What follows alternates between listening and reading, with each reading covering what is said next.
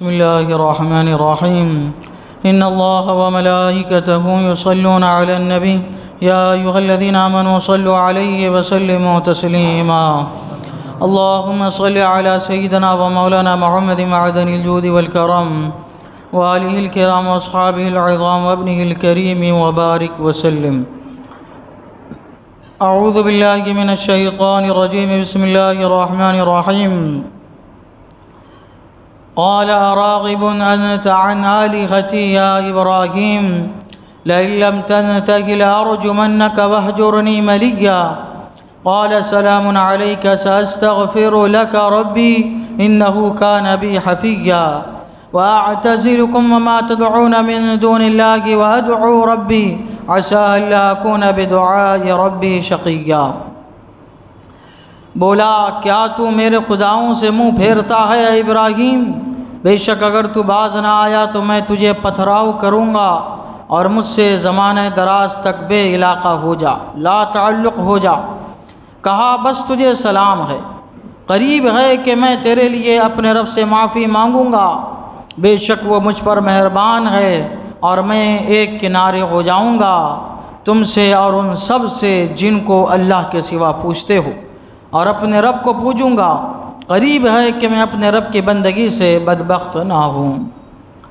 حضرت ابراہیم علیہ السلام نے جب اپنے چچا آزر کو بت پرستی سے روکا، اپنی قوم کو بت پرستی سے روکا، تو آپ کا چچا آزر جس نے آپ کی پرورش کی تھی، ایسے وقت میں کہ جب نمرود لڑکا جو بھی پیدا ہو رہا تھا اس کو قتل کر رہا تھا، تو آپ کے چچا نے نمرود کی گرفت سے آپ کو بچایا اور غار میں محفوظ جگہ آپ کو رکھا، صحراؤں میں لے کے گھوما، اور کسی طرح جو ہے حضرت ابراہیم علیہ السلام کو بچا کر جو ہے 5 سال تک آپ کی پرورش نے کی، اور رات کے لیے انتظام کرتا کہ آپ کی والدہ آتی اور آپ کو دودھ پلاتی، اور اس کے علاوہ جو بھی پرورش کا خرچ آیا اس نے اپنی ذات سے ادا کیا کہ یہ بچہ بڑا ہوگا تو ہمارا جو کارخانہ ہے بت پرستی کا اس کو آگے بڑھائے گا،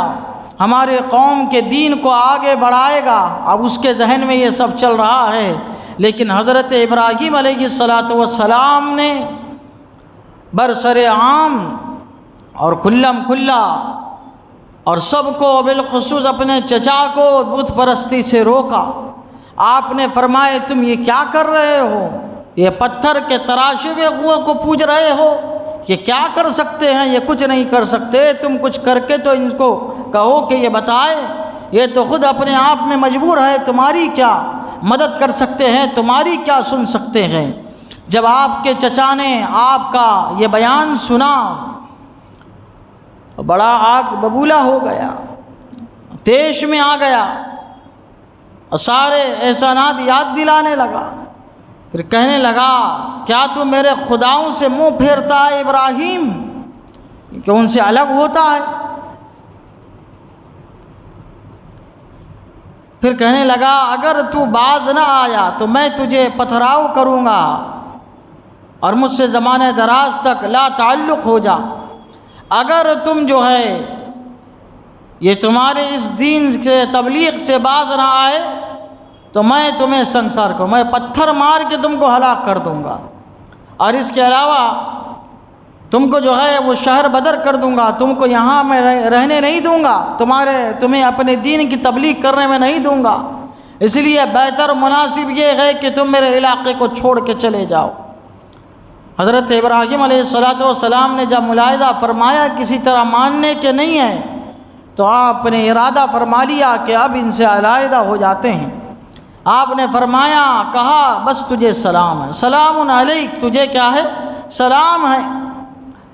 کافروں کو سلام نہیں کر سکتے ہیں، ہماری شریعت میں کافروں کو سلام کرنا یہ جائز نہیں ہے، لیکن سلام جو ہے 9 طریقے کا ہوتا ہے. ہم جو سلام کرتے ہیں وہ سلام دعا ہے، دعا ہی سلام ہے.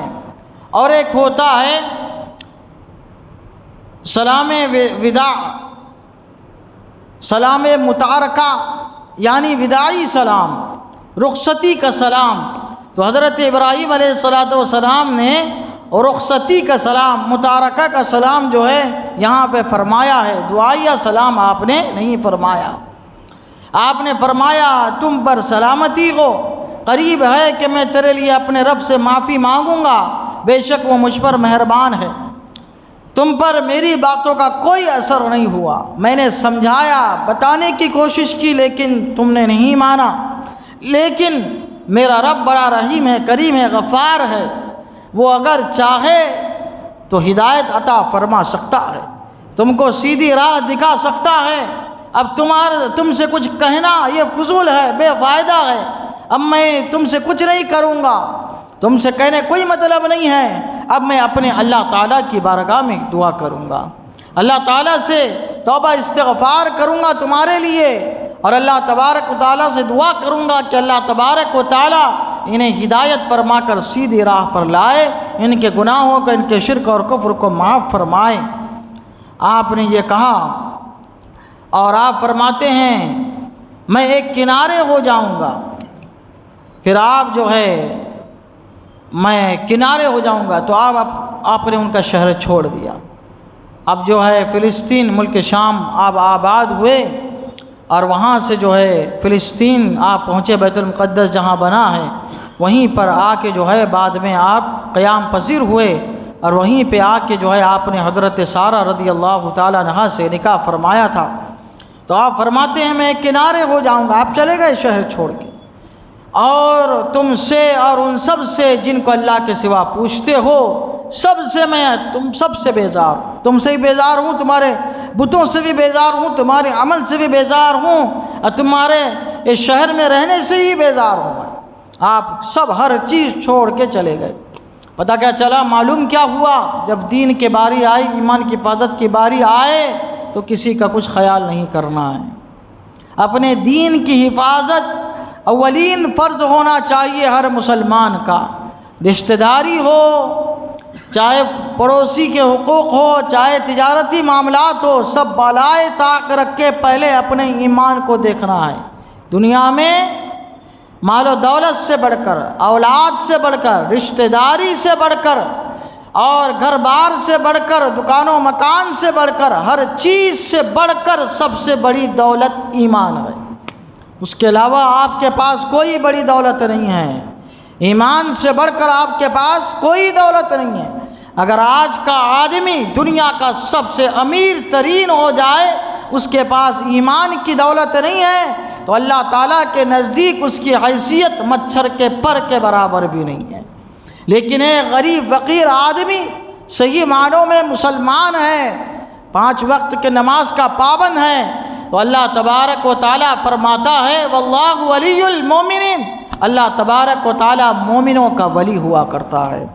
ان اللہ یحب المحسنین، اللہ تبارک و تعالیٰ محسنین کو پسند فرماتا ہے۔ ایمان کی وجہ سے ہماری حیثیت ہے۔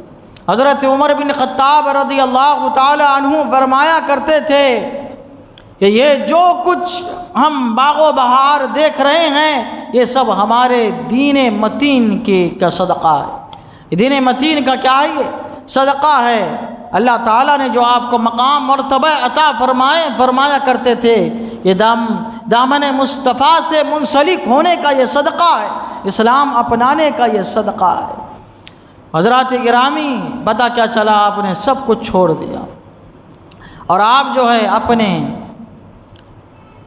دین کو لے کر آپ جو ہے ان سے علیحدہ ہو گئے، اور آپ نے برسر عام یہ کہا، فرمایا وَادْعُوا ربی، تم تو بتوں کو پوچھتے ہو، لیکن سنو میں ہمیشہ اپنے رب کو ہی پوچھتا رہوں گا، اسی کی عبادت کرتا رہوں گا، اور قریب ہے کہ میں اپنے رب کی بندگی سے بدبخت نہ ہوں گا۔ یعنی یہ اس میں جو ہے آپ کنایتاً ان پر طعنہ فرما رہے ہیں، تم تو بتوں کو پوچھ کے کیا ہوئے، بدبخت ہو گئے، اسلام سے پھر گئے، جہنم کے مستحق ہو گئے، تمہاری عقل ماری گئی ہے۔ لیکن میرا رب وہ ہے جس کی بارگاہ میں دعا کروں گا، اللہ تبارک و تعالی مجھے دنیا میں کسی بھی چیز سے محروم نہیں فرمائے گا، بد نصیب نہیں فرمائے گا۔